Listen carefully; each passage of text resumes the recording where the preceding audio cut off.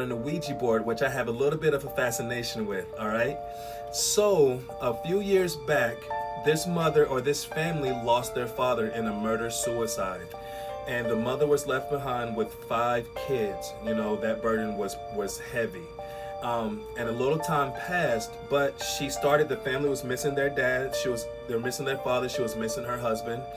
She had never played with an Ouija board. She's never been around an Ouija board in all of her 43 years. But for this was a special occasion. This was special, and she wanted to try to reach out to her dead husband.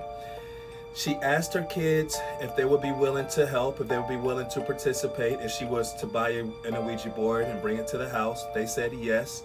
Even though the oldest, his name was Nick, or is Nick, he was against it just a little bit because he knew that his dad would be against it and wouldn't want them to do this. But he wanted to appease his mom and just to be there for his mom, and hope that it would help her to feel better. So they're playing with the Ouija board one night, and they're just asking it a bunch of random questions until the mother finally worked up the courage and asked, like, "Who are you?" And the spirit replied back, "Dad." That's it, just Dad. So they all freeze. They didn't know what to do or how to react. So after a few seconds, they kind of got their composure back together. The mother asked, "Okay, so if you're Dad, then where are you?" The spirit answered back, "Behind Nick." And at that moment, Nick literally felt something tugging at the back of his shirt, pulling it down, and one of his brothers saw his shirt being tugged and pulled on. So they all freak out because they don't know what's going on, all right? So they hurry up, they put up the Ouija board and never touch it again. But after that night, Nick states that there was a dark presence in the house.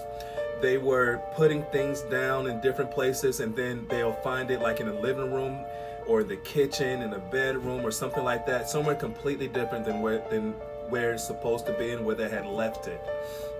He also mentions that after this time, they started seeing a lot of dark figures like moving throughout the house and going from room to room, running up and down the stairs. They would hear footsteps and see shadows running up and down the stairs as if it was hiding from him and not wanting to be seen.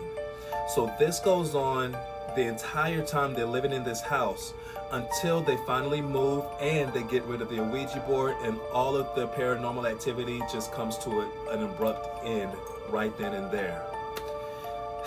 Crazy, right? So my point is, don't mess around with those Ouija boards unless you're ready and willing to take on whatever